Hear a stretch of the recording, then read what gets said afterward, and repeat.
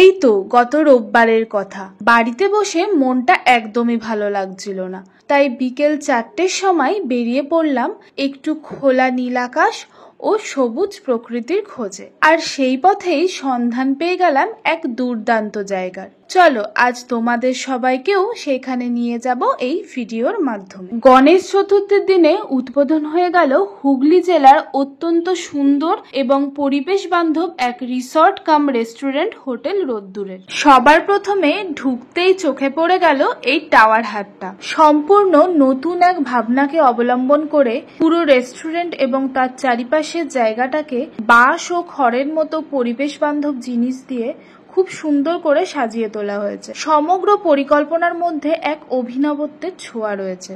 শুধু তাই নয়, এখানে আপনার বাচ্চাদের জন্য রয়েছে খুব সুন্দর একটা চিলড্রেন্স প্লে এরিয়া। এর পাশাপাশি নিশ্চিন্তে একদিন বা দুদিন ছুটি কাটাবার জন্য রয়েছে 3তলা বিশিষ্ট রিসর্ট, যেখানে আপনারা পেয়ে যাবেন বিভিন্ন ধরনের এসি ও নন এসি রুমস। আর একটা দারুণ জিনিস হলো এখানে রয়েছে ছোট্ট একটা সুইমিং পুল। এইরকম একটা সুন্দর পরিবেশে আপনারা যদি চান আপনাদের ম্যারেজ অ্যানিভার্সারি বা বার্থডে সেলিব্রেট করতে, তাহলে তার জন্যও রয়েছে ব্যাংকুয়েট হলের ফেসিলিটি। এবার আসুন আপনাদের জানিয়ে দিই আপনারা এখানে আসবেন কিভাবে। ডানকুনি চণ্ডীতলা হয়ে যে রাস্তাটি সোজা চাপাডাঙ্গা ও আরামবাগের দিকে চলে গেছে, সেই রাস্তার ওপরে কুমিরমোড়া 14 নম্বর বাস স্টপেজে এই রোদ্দুর রেস্টুরেন্ট কাম রিসর্টটি অবস্থিত। এত কিছুর মধ্যে এই বাঁশের সাঁকোটা বেশ আকর্ষণীয়। অনেককেই ফটো তুলতে ও রিলস বানাতে দেখে আমিও একটা ক্যাজুয়াল র্যাম্প ওয়াক করে ফেললাম। টাওয়ার হাট থেকে পুরো রেস্টুরেন্টের সান্ধ্যকালীন ভিউটা দেখুন, কি অপূর্ব লাগছে। এতক্ষণ তো আপনাদের সমগ্র জায়গাটা ভালো করে ঘুরে দেখালাম। এবার আসুন এখানে খাবারের কি কি অপশন আছে সেই সম্পর্কে আপনাদের জানিয়ে দিই। অ্যাজ পার মেনু কার্ড এখানে বিরিয়ানি, ইন্ডিয়ান, তন্দুর, চাইনিজ সব ধরনের আইটেমই পাওয়া যাবে। এর মধ্যে আপনাদের জন্য রইল মেনু কার্ডের ঝলক।